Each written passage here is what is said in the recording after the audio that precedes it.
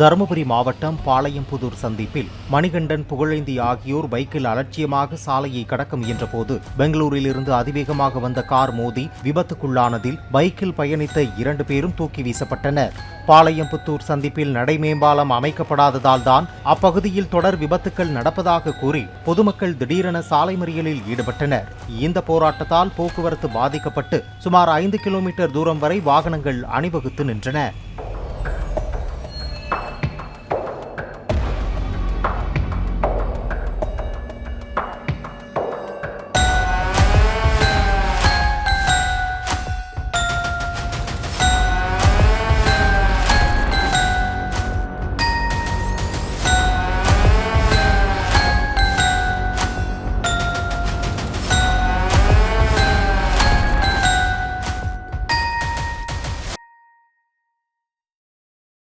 Play store மற்றும் app ஸ்டோரில் இருந்து பாலிமர் செயலியை QR கோடு மூலம் பதிவிறக்கம் செய்யுங்கள்.